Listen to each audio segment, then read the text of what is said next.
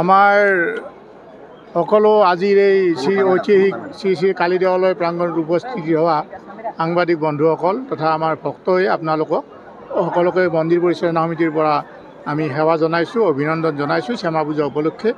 ইতিমধ্যে আমাৰ ঐতিহাসিক শক্তিপীঠ আমাৰ বালিলেচা শ্ৰী কালী দেৱালয়ৰ আজি বছৰীয়া শ্যামা পূজা। বিভিন্ন মাংগলিক কাৰ্যসূচী আজি আছে। ইতিমধ্যে কেইবাটাও কাৰ্যসূচী আমি সমাপন কৰিলোঁ। আজি সম্পূৰ্ণভাৱে আজিৰ দিনটো ৰাতিপুৱাৰ পৰা গোটেই কালি ৰাতিপুৱালৈ আমাৰ পূজা চলিব। ইয়াত দৈনিক পূজাটো ইতিমধ্যে চলি আছে আমাৰ, আৰু আজি ৰাতিপুৱাৰ পৰা ইয়াত হাজাৰ হাজাৰ ভক্তৰ ইতিমধ্যে সমাগম হৈছে, আপোনালোকে নিশ্চয় প্ৰত্যক্ষ কৰিছে।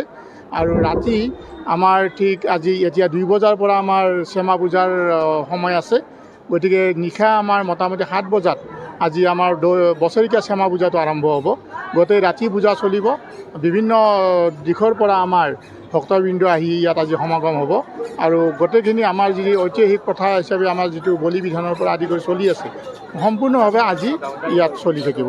হয়, আজি পুৱাৰে পৰা মানে কি ঠিক আমাৰ ধৰক 12 বজাত আমাৰ পূজা আৰম্ভ হয়, দৈনিক পূজাটো ইতিমধ্যে বলি আৰম্ভ হৈ আছে, আৰু এতিয়া দৈনিক বলিটো সমাপন হ'ল। আৰু যিটো আমাৰ বছৰীয়া বলি আছে সেইটো আমাৰ শ্যামা পূজা ঠিক 12 বজাৰ লগে লগে, নিশা 12 বজাৰ লগে লগে আমাৰ বলি বিধানটো আৰম্ভ হয়।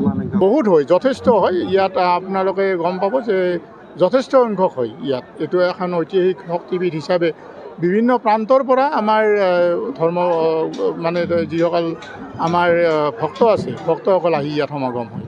সেইটো নিশ্চয় সকলোৱে গম পায় যে এইবাৰ আচলতে আমাৰ যি অসমৰ গণশিল্পী, মানে অসমৰ নহয় গোটেই ভাৰতবৰ্ষৰে এতিয়া পৃথিৱী বুলিয়ে ক'ব লাগিব, যে গণশিল্পী জুবিন গাৰ্গৰ মানে যি মানে অকাল মৃত্যু হ'ল, তাৰ কাৰণে সকলো আমাৰ অসমীয়া ৰাইজ এতিয়া ম্ৰিয়মান হৈ আছে। তাৰ কাৰণে আমি বেছি জাকজমকতা আমি কৰা নাই।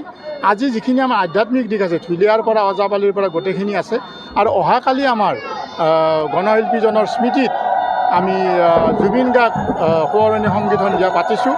আৰু আমি গুৱাহাটীৰে আমাৰ জনপ্ৰিয় আমাৰ যুৱক মানে আমাৰ যুৱশিল্পী আমাৰ শেখৰজ্যোতি দাস আৰু প্ৰীতিলেখাক আমি আমন্ত্ৰণ জনাইছোঁ। তেওঁলোকে জুবিন গাৰ্গৰ স্মৃতিত কিছু সংগীত পৰিৱেশন কৰিব।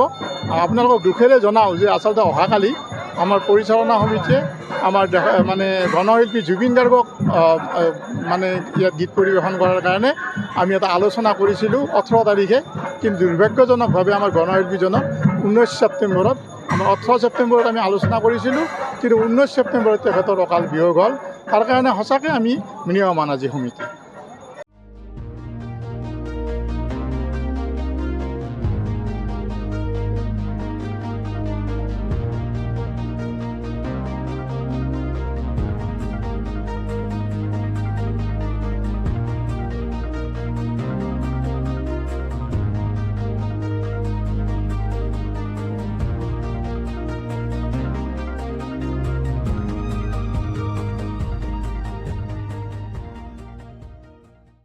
Stay informed, stay ahead.